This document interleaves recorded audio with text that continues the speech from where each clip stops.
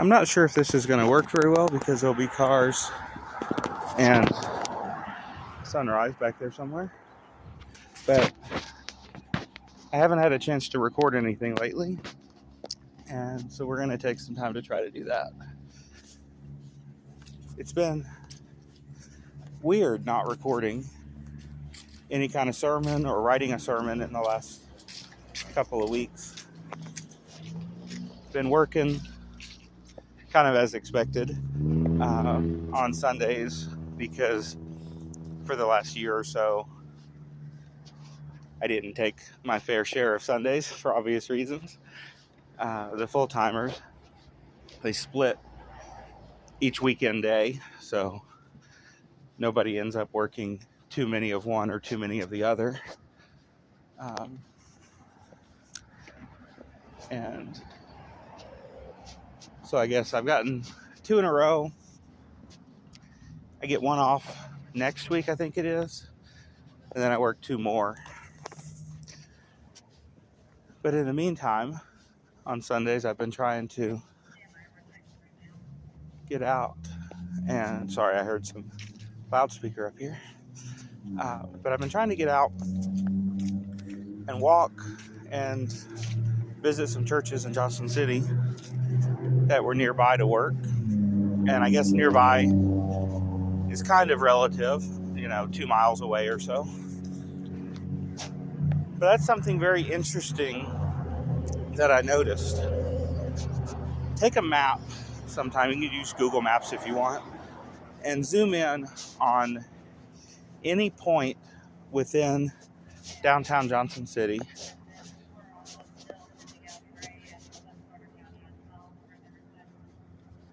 Okay, it was a police loudspeaker. I guess there's a police car somewhere over there. But anyway, zoom in anywhere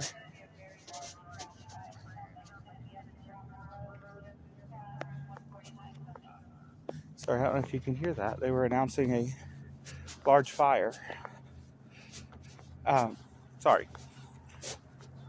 Zoom in anywhere in Johnson City, anywhere in downtown Johnson City, where when it actually becomes downtown. And so type in the word churches into the search box and it'll kind of mark all the churches. And so you've zoomed in and look around and try to find a church that you would attend if you live there and had transportation issues. So whether it's an old car that you can't drive very far, or whether you'd have to walk, or if you were limited to the very limited bus routes. And just look through and see which one you would pick. There's very few choices to begin with, and from among those choices, a lot of people would object to quite a few. But I find it interesting that a lot of what I would consider the mainline denominations have kind of avoided the inner part of Johnson City. And if you do find one that just either by name or by location that you feel like you'd be interested in going to, take a look at their website and see what you can see about them. I've done that a couple of times here lately, just trying to figure out on the days when I have to be at work at noon, try to figure out where I would go. Unfortunately, the vast majority of churches meet at 11 o'clock, which means that I would be leaving right before communion in order to get to church, get to work on time. And the ones that meet early, a lot of times they don't seem to be positioned in a place where people with vehicle trouble would be able to attend. Not that I have vehicle trouble, but I don't like driving and stopping and driving and stopping. So that's why I leave my car at work and then walk somewhere. The first week of that, I got to attend a couple of churches. I got to worship at a church that sang 4 songs, and that was all I could attend, was the worship portion, because the other church that I wanted to go to, I wanted to attend their whole service. So anyway, they sang 4 songs, and I had never heard any of them. But I realized how much I enjoy being able to worship in a way that I guess it's kind of like using a different translation of the Bible. It was a chance to be able to focus on worship without the distraction of it being very similar to times before. Sometimes I think it's good to sing the exact same song. So, like, for example, the song "It Is Well." Every time I sing it, I think about other times that I've sang it. Funeral services, especially. And so sometimes that's good to bring back all the memories of particular songs. But other times I think it's good to have a fresh start and experience a song for the first time. So then I attended another service, walked over there, and they sang 3 songs during the portion that I could attend, and I hadn't heard of any of them before either. So I thought that was a lot of fun. How's it going? Hey, pretty good. How you doing? Not too bad.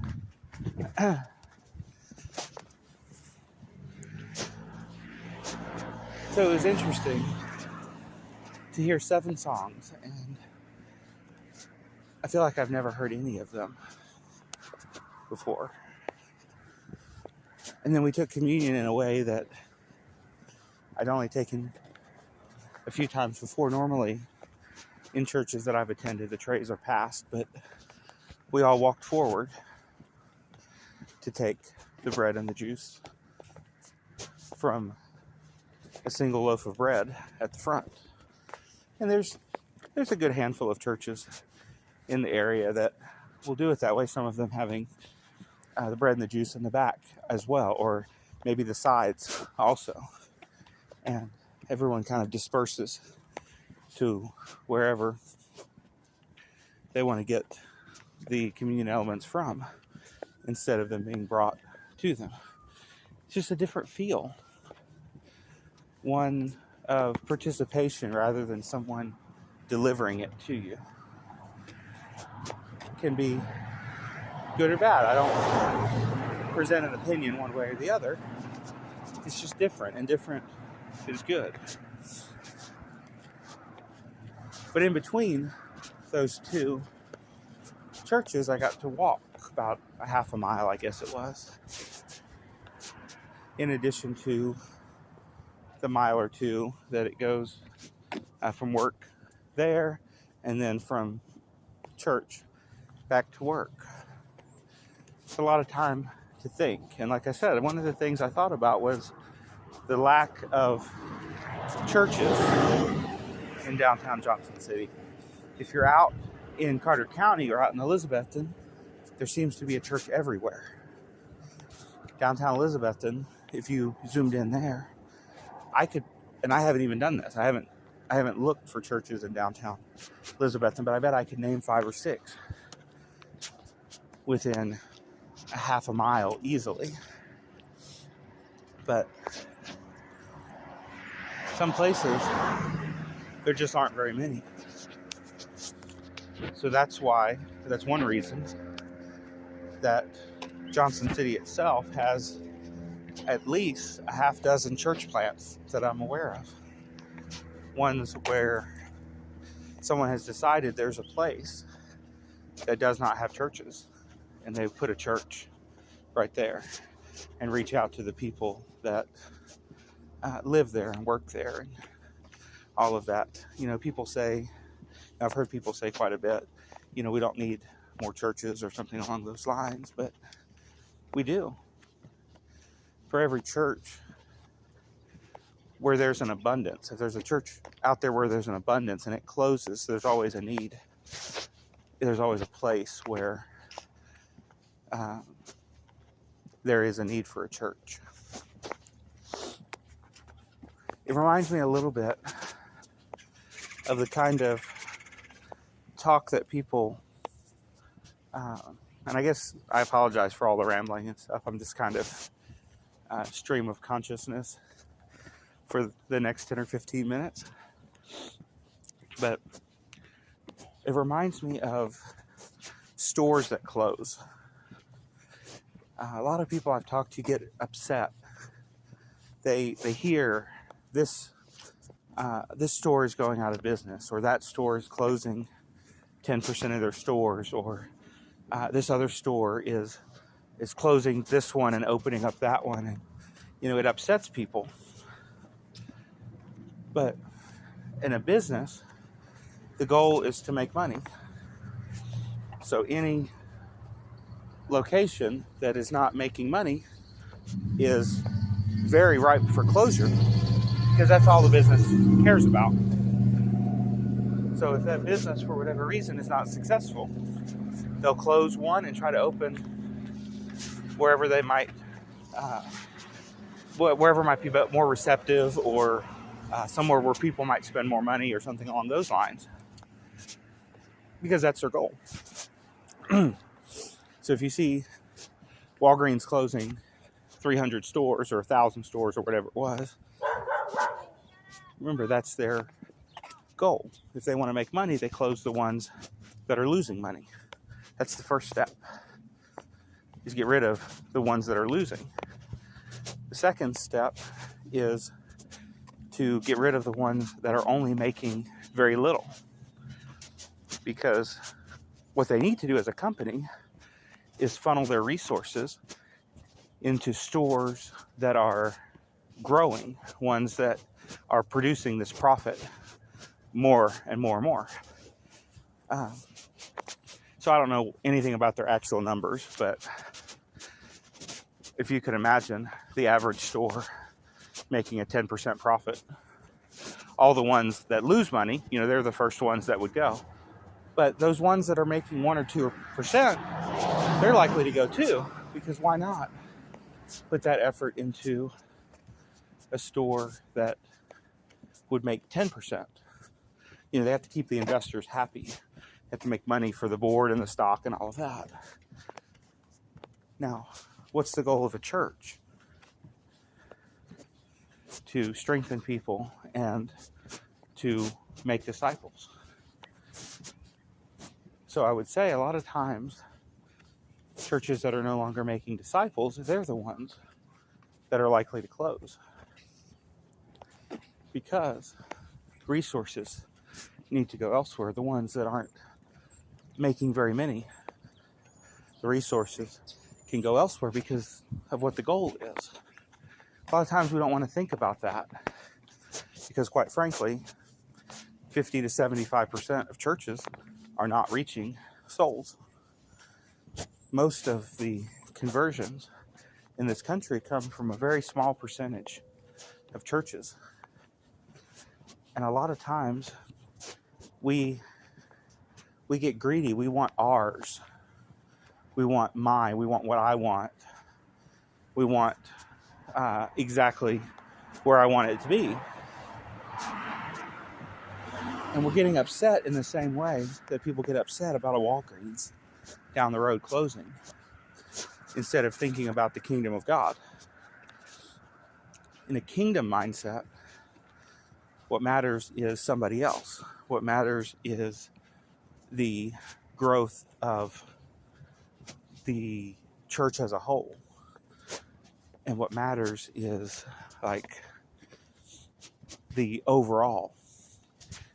And so if a church that's not growing closes, as long as those resources go elsewhere to churches that are growing, we'll see success as a church, as a big C, like large scale church. But if people are greedy, if they only want theirs, and they don't care about anywhere else, and they don't care about the kingdom of God, all of a sudden you'll see, and we have seen, this country slowly but surely descend. And that brings us back to walking through downtown Johnson City, looking for a church. Why aren't there churches in some places? About 100 years ago, maybe a little bit more than that, First Christian Church in Elizabethton was the big growing church. Well, people back then didn't have cars, or at least not everybody did. And so they planted churches all through Elizabethton and parts of Carter County. That church of 500 or 600, I don't know what it was at the time, but 40, 50, 100 people at a time would build a church at a place where there was no church. And now, instead of one building that's busting at the seams, there are churches spread all over. That needs to happen again. A lot of churches that are a lot of church plants, and I use that term being a group of 40 or 50 people who decide to put a church somewhere. And they grow that church. A lot of them have a life cycle. They set a certain number of years that they're going to be in existence. Basically write a will. Whatever we have at that point is given to usually the church planting organization to sell and build other churches. But the reason they do that, a lot of us think that'd be kind of weird. It'd be kind of sad to join a place knowing it would close in a certain amount of time. But that's because most churches, when they first start, they reach a lot of people. But they get selfish and greedy and all of those things. And about 10, 15, 20 years later, they stop reaching people. They start getting their own traditions. They start being different than their community. They stop wanting or stop reaching outsiders. And all of those things come to the detriment of the kingdom of God. And the overall kingdom suffers. But when those people decide that maybe they might, I don't know how many people, and just making up numbers, but you have a church there, and they decide they're going to be closing in 20 years. They all know that. And they all work hard, and they build their small groups out to the reaches of their community. Then when they close, they have several churches. And they can restart, and people can be excited again. Because a lot of times, it's very hard to get people excited in an older church. And I mean anything over a generation old, whether it be 20 years or 50 or 100. It's very hard to get people to go back to what they used to do, because there's already so much tradition. There's already so many people doing what they've always done. It's hard to break the momentum. And these church plants, they don't have that. They're building momentum. and their training and reaching out. So that's a little soapbox, I guess, on why I think it's okay to build churches. The other thing I've been thinking about as I've been walking is trying to figure out what sermon series I want to write. And I don't have a place to preach it, but I have some ideas. And I want to outline them out one day and try to figure out exactly how I would deliver some sermons in some hypothetical environments. I want to take what I know now and move my mind back to Illinois. What's a sermon series I would preach there? What would I preach in Minnesota? What would I preach at one of the churches, one of the several churches in the Tri-Cities that is now dead? Ones that let themselves slowly die out instead of doing something productive for the kingdom. What would I say to them? So that's on my mind. And if you've listened this far, I want to share something else. It's been a little bit disappointing to me. I'll call them false rumors, I guess, about why I left my last church. I found it interesting that a couple of men from the men's fellowship have reached out to me. So I assume that someone who attends, or several people who attend the men's fellowship, have been sharing things about the reason for me leaving. Now, I wrote each of our elders a letter. The first page of that letter being the reason that I was leaving, and the second page being some things that I believe they could do to change the church or change the dynamic of the church or improve the church. So a letter to one elder was only what he personally could do. Letter to the other elders, what he personally could do. Where everybody had the same first page. And that first page explained that, gotta look both ways. It's rough when you gotta look both ways on a one-way street. But the first page of those letters explained that God gave me a date. Last November, December, January, I'm not sure exactly which. It was after my mom's heart surgery. It was during that time where I was working 60 hours a week, and I was preaching, and I was doing housework every night when I came home. Felt like God was giving me a date, and that date stuck in my mind all year. And we had no reason for that date to be a day of leaving. And so we fought against it. We argued. And it seemed just odd for that day to continually come back up.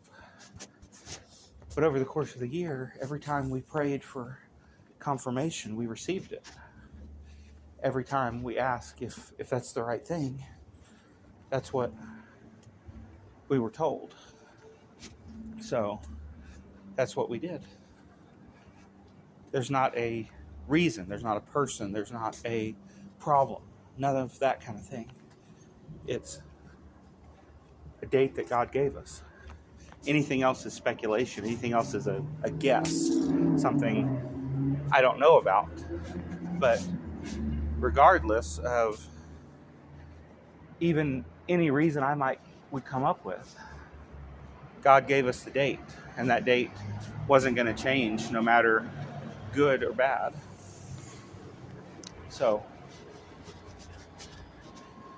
I wanted to at least share that by way of clarification. I think I've kind of run myself out of time. So, I hope you all have a good place to worship today and an opportunity to hear what God is saying to you. He might not be giving you a date about anything. He might not be giving you a fresh new mission. But whatever it is He is giving you, you definitely want to hear it.